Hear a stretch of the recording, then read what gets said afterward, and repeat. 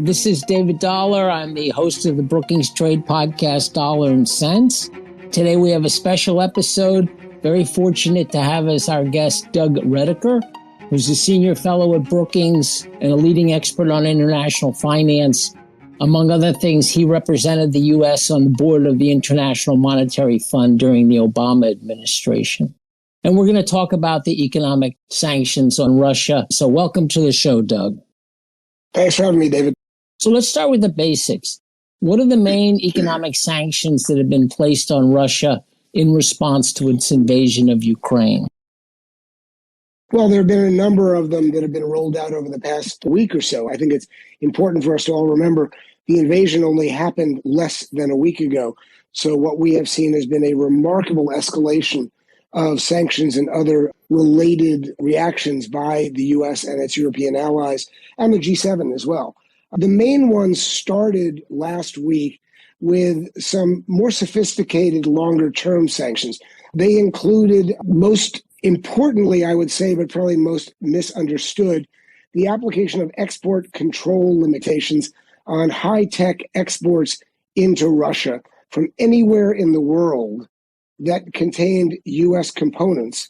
And U.S. components includes U.S. software or intellectual property. So what that really means is anything high-tech that has a chip in it from anywhere in the world is effectively now subject to enormous restrictions on whether it can be imported into Russia. And that's important because part of the U.S. strategy has been to impede Vladimir Putin's migration over the coming years and decades from a fossil fuel-based economy to a more high-tech economy. If you can't put chips in your country, you can't manufacture them yourself. China is way behind in trying to create a similar kind of a chip. This is a big deal, but it's not short-term. In the short term last week, we imposed sanctions on a number of Russian banks. We used what are known as blocking sanctions on some. We used correspondent blocking sanctions on others. Those are sophisticated in basically saying those banks cannot engage in transactions with counterparties around the world. What we didn't do at the end of last week was impose SWIFT sanctions on Russian banks. This caused great consternation in Kyiv, in Washington, where there were protests, in European capitals. And the reason that we didn't do that is because the sanctions that we imposed last week on the banks were actually more effective and more targeted than imposing SWIFT sanctions would be. But over the weekend, we escalated, and we imposed those SWIFT sanctions on some, but not all Russian banks. Now, the reason that I draw a distinction between SWIFT sanctions and the sanctions we had already imposed, the blocking sanctions and the correspondent banking sanctions, is because if you use the analogy of a heater in your basement that is providing heat to your bedroom 2 floors up, SWIFT is kind of the thermostat on your bedroom wall. You can turn that on and turn that off from the comfort of your bedroom. But if you actually didn't have that thermostat working, you could walk down 2 flights, turn the heat up or down from the heater itself, trudge back upstairs, and you wouldn't be any less comfortable. You'd be a little inconvenienced. What SWIFT is that thermostat. What the blocking sanctions are the pipes between the basement heater and the bedroom. We had already imposed sanctions so that it didn't matter what you did to that thermostat. The heat wasn't coming up from the basement anyway. Nevertheless, there was a proxy for we're going to stand by Ukraine that crept into the public mindset that said we've got to do SWIFT, and therefore we're putting SWIFT on the table. What we didn't do was impose SWIFT sanctions on everyone. SWIFT, again, is a financial messaging system. It is not the actual pipes, as I mentioned a moment ago. But what we didn't do was apply that to all the banks. And that's because what we have not done, and the Europeans have not yet done, is apply financial sanctions to the energy sector. And we can get into why that is in a moment, but I want to just make it clear. The sanctions that we imposed up through the weekend were big. They got bigger over the weekend. And we'll talk about it in a moment, but the central bank sanctions that were imposed were an even bigger sanction, and that came over the weekend as well as the oligarchs. We can talk about that. So what has happened is the U.S. and its European and G7 allies have taken an unprecedented set of sanctions measures against Russia that are intended to have short, medium and long-term impact. The problem is this is a land war in Europe, and it's not clear whether the Russian government is going to be deterred by any of the steps we've taken so far. Okay, Doug, thanks. That was very clear. We'll come back to this issue of exempting the energy sector. But first, I want to ask, do we have a good sense of what the immediate effect of these sanctions are on the Russian economy? So the one sanction I left out because I wanted to take a sip of water was the big one we did over the weekend, which was the sanctions on transactions undertaken by the Central Bank of Russia. We did not sanction the assets. We didn't freeze the assets of the Central Bank of Russia. Russia has made a big point of being Fortress Russia and, quote, sanctions-proofing their economy. That means over the years, Vladimir Putin has not only accumulated $630 billion worth of reserves, but he has divested from U.S. reserves, U.S. dollar treasuries and other U.S. dollar assets, into a wide range of euros, of yen, of sterling, of Swiss franc, of gold, of SDRs, a wide range in the assumption that those reserves would provide him with a means by which to resist any sanctions that the U.S. might impose on him. What the U.S. did over the weekend, in conjunction with its G7 allies, was say, we are not going to freeze your assets. We are simply going to say, you can no longer use those assets to buy rubles on the international marketplace. Your question was about what is the immediate impact to Russia. The immediate impact to Russia is if the Central Bank of Russia cannot buy rubles, thereby using those reserves, dollars, euros, sterling, to buy rubles, then pressure on the ruble value downward to weaken it because of the global weakness in the Russian economy, imposed in part by their own actions and in part by these other sanctions that we've applied, means the central bank cannot intervene in the currency market. And that means the ruble has effectively one way to go, which is to weaken, which it did. And so the Central Bank of Russia had only one tool, which was to raise interest rates to around 20%, which means they managed to stem the bleeding in the value of the ruble for a day. But it means that the cost to Russian businesses of borrowing just went to 20% plus. So the impact on Russia's economy is going to be dramatic in the short term. The impact on day-to-day lives of a weaker ruble is similarly going to be rather dramatic in the short term. And it's probably going to get worse because if you can't intervene, then the pressure is in a one-way direction. Either rates are going to have to continue to rise, or the ruble is going to continue to weaken without a safety net, or some combination of both. So let's come back to the energy sector carve out. And so as I understand it, this is probably the main reason we didn't cut all the Russian banks out of the SWIFT network or sanction all of them, is we're actually aiming at a pretty fine target. We want Russia to continue to produce and export a certain amount of energy, particularly natural gas to Western Europe, but also oil, and Russia's a major coal exporter as well. So we're aiming at a pretty fine target. Do you think we'll be able to really make this work? Well, to date, you're right that the sanctions have been structured to work around the necessity to roll natural gas and oil and other commodities, but primarily gas and oil, into the sanctions.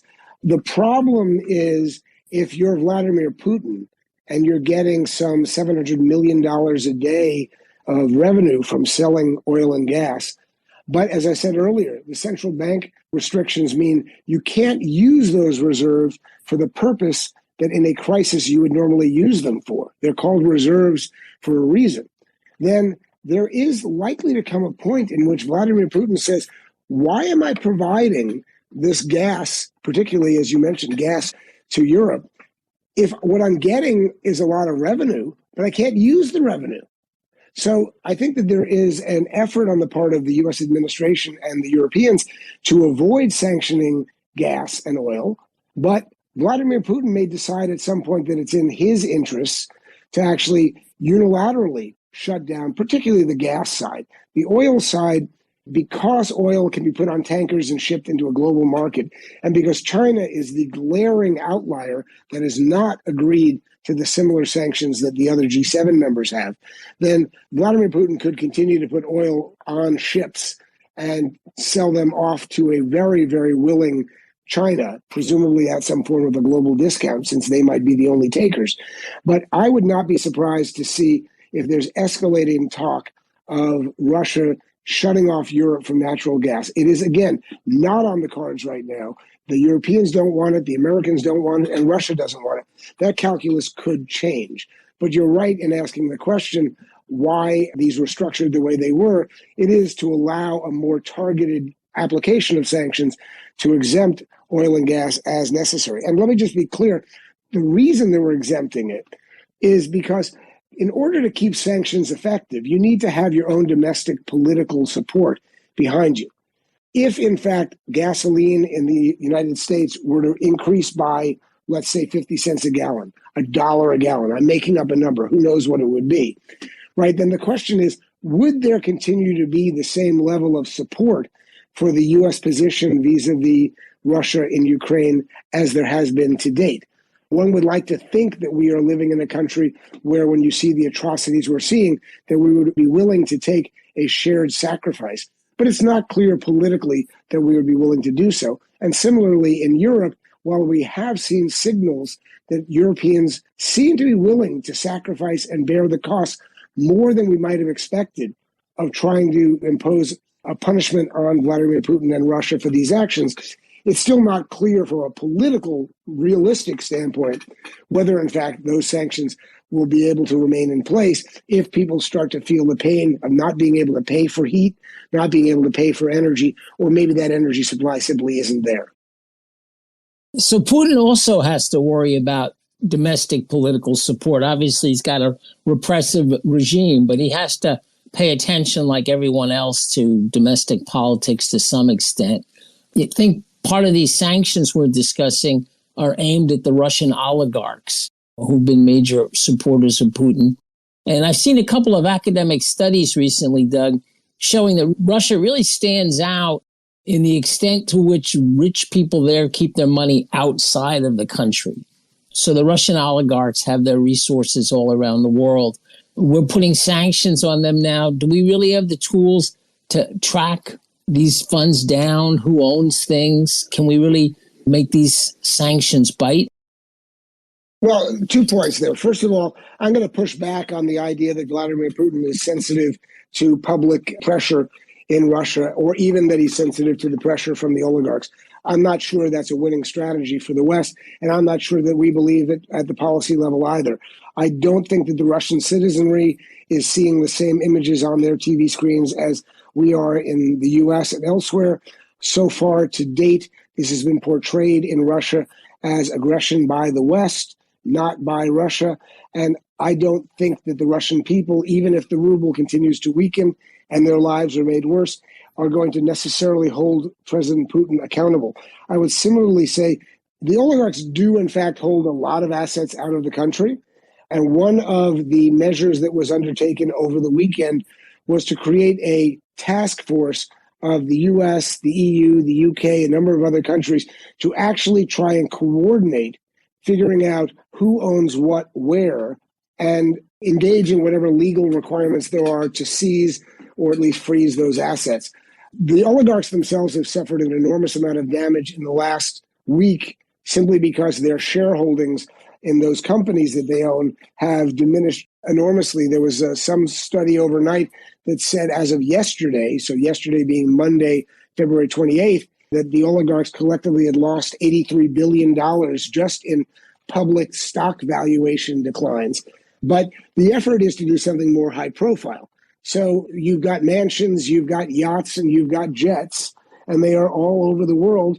Many of them have been moved back to Russian soil or waters, but you can't move a house. And the jets, some of them are trapped, and some of the yachts are also trapped. I think there is going to be an increasing effort, not as a matter of PR, because that sounds like I'm disparaging the effort, but as a matter of showing we're serious, that there will be coordination across borders to figure out who actually owns what, where it is, and actually make some high-profile either seizures or freezes that will probably make the front cover of a bunch of tabloids to show that the West is serious here. Whether, in fact, that puts pressure on the oligarchs to have them come down on Vladimir Putin, I'm again very skeptical of that as well. I don't think the oligarchs, whose wealth has been accumulated over the past several decades, largely because they have been complicit in not necessarily the atrocities we're seeing in Ukraine today, but in the Putinism, the system that allowed them to benefit in Russia. I don't think they're getting those houses or those mansions back anytime soon. So therefore, for them, the upside of coming out and trying to undermine Vladimir Putin seems to be a limited upside. So I'm not sure that's going to work as a strategy. But again, some of this is punitive, and to actually just say we're not going to take it anymore. You alluded briefly to the Russia-China relationship. Putin was one of the few world leaders who attended the Beijing Winter Olympics last month, and he and Xi Jinping announced a kind of economic and political alliance. So to what extent can China alleviate the Western sanctions or undermine the Western sanctions that we put in place against Russia? So I have a slightly different view on the Beijing meeting between Putin and Xi. I think if you read that statement carefully, and it's a long statement, a lot of it was espousing a view that came, it seems, from an alliance against NATO and against the West, but it wasn't Ukraine specific. It sounded to me as if a lot of that was written by the Chinese. It was a more sweeping indictment of democracy and human rights as we in the West seek to define them. It did not have a specific reference to Ukraine. It did not have a specific reference to China's willingness to provide a financial or economic backstop to Russia in the event that there was an invasion and there were sanctions, both of which have now taken place. And it also did not include a reference to a pipeline that Vladimir Putin was seeking to get China to agree to and to finance, which would have allowed Russia to turn the taps of gas from east to west or west to east. It announced a small 25-kilometer pipeline extension of what is already in the ground from the east, from Sakhalin Island to China. But that does nothing to provide Putin with the geopolitical pivot that he was looking for. So I came away thinking that Putin was not unhappy, but came away with a lot less than he had hoped for. I also think that President Xi did not believe the intelligence that the U.S. was apparently sharing with China. That turned out to be right, that Putin was in fact planning to invade. It might be that Putin had not been truthful with Xi. It might have been that Putin had not in fact decided whether to invade. But one way or the other, I would argue that Xi probably today is not happy and is somewhat surprised at where things have played out in the Russia-Ukraine crisis. I think Xi is also very surprised at the enormous unity that has been demonstrated between the U.S., Europe, and other G7 members.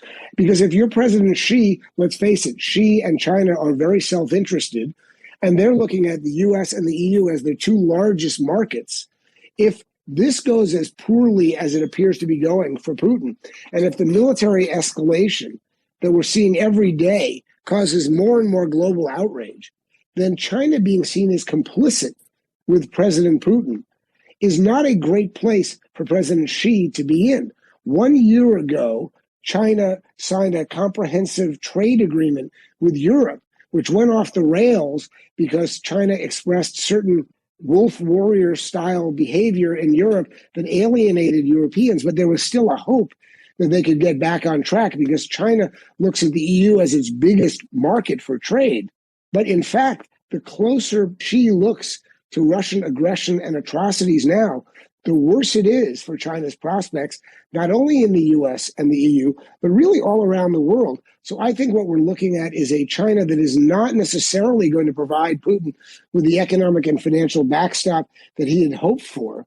And you're starting to see, again, I want to emphasize, as of today, it's just the percolating little bubbles of China saying, hold on now, let's see, maybe we really want to emphasize that Ukraine is the victim here and that Russia needs to back off. Whether Putin listens to Xi, if Xi were to send that message, is a completely open question. We don't know if Xi would even send that message.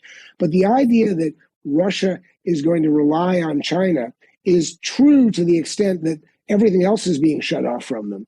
But whether China is going to be all that excited about it, let's see. And let's also see whether Putin likes the idea that he becomes effectively a supplicant to China in this scenario. And that's something that Putin has to think about as well. Yeah, Doug, I very much agree with your perspective on China here. I do think that Xi Jinping and the Chinese were blindsided to some extent. Putin may have signaled that after the Olympics, there'd be some kind of incursion into Ukraine, but I doubt he told the Chinese there'd be a full-scale invasion. So I think the Chinese have been caught a little bit flat-footed, seem a little bit awkward in their statements. And then I would also add that it would be very hard under the best of circumstances from Russia's point of view for China to really replace the rest of the world's economic relations with Russia. China is happy to import a certain amount of energy, but it doesn't want to become too dependent on Russia. It exports certain manufactured products to Russia, but Russia imports a lot from Western Europe. That's probably all going to disappear. China can't replace that. And then what we're hearing right away is Chinese banks seem quite nervous about violating any of these sanctions, even though the official Chinese position is that trade is going to continue on. The Chinese banks are actually quite leery of running afoul of the U.S. Treasury Department. Did you agree with that? Do you have anything you can add on this issue of why the Chinese banks might very well fall into line with the Western sanctions? Well, because as you suggest, the risks of violating sanctions that are of the scale and scope of what have been put in place to date for a Chinese bank, even if the U.S. will be reluctant to go after China simply because of the geopolitical tensions between the U.S. and China, separate from the Russia invasion of Ukraine. You're correct that Chinese banks are very wary of running afoul of those sanctions, because if they get cut off from not only the U.S. dollar market, but just in this case, the euro market as well, the Europeans and the Americans, that's a big deal. Other than the energy export from Russia to China and certain commodities and minerals and metals, Russia is a very small part of China's market relative to the US and the EU and the other G7 countries. So on a pure cost-benefit analysis, Russia pales in significance to the Chinese economy and to the Chinese financial sector. So if this comes down to a looming threat, the Chinese banks could in fact be swept up in some sort of sanctions enforcement action. That's a big deal for China. That doesn't mean China has played nice by previous sanctions, whether it's in the case of Iran or Venezuela, but they've still been somewhat circumspect about how they've done it.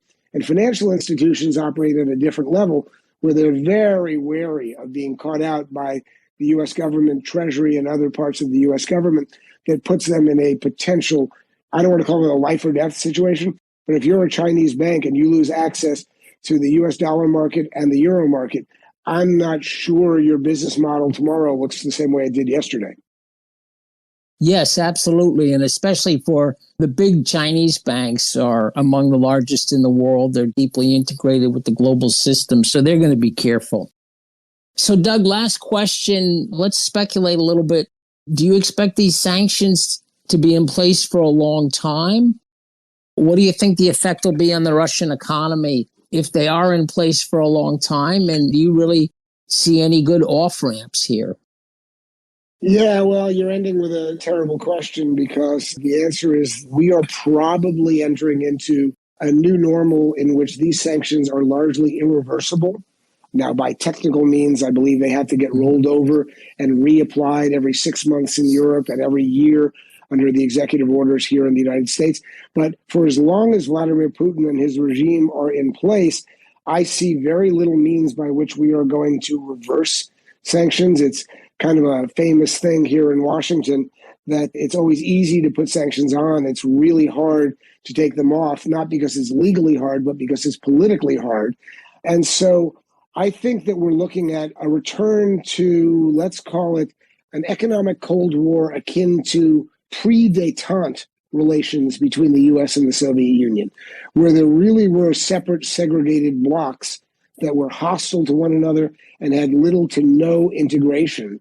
I don't know if I were an oligarch, if I would be saying, well, I'll see my yacht again in 6 months, or I'll see that mansion in Saint-Tropez in 6 months. I'm not sure they're ever going to see those again.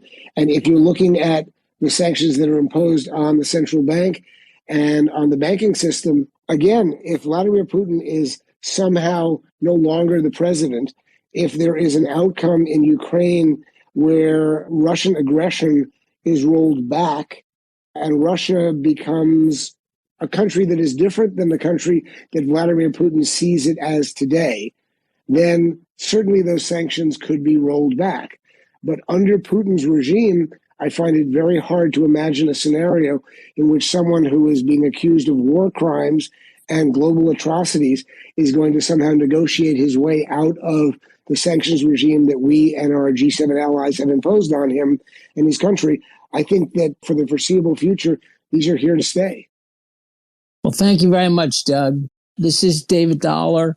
We've been doing a special episode of the Dollar and Cents podcast, airing it live. I really appreciate Doug's insight. If you want to listen to future episodes of Dollar and Cents, you can find us at brookings.edu/dollar and cents. Thank you all for listening. We'll be releasing new episodes of Dollar and Cents every other week. So if you haven't already, follow us wherever you get your podcasts and stay tuned. Dollar and Cents is part of the Brookings Podcast Network. It's made possible by support from producer Fred Dews, our audio engineer Gaston Riberedo, and other Brookings colleagues. If you have questions about the show or episode suggestions, you can email us at bcp@brookings.edu and follow us on Twitter @Policy Podcasts. Until next time, I'm David Dollar, and this has been Dollar and Cents.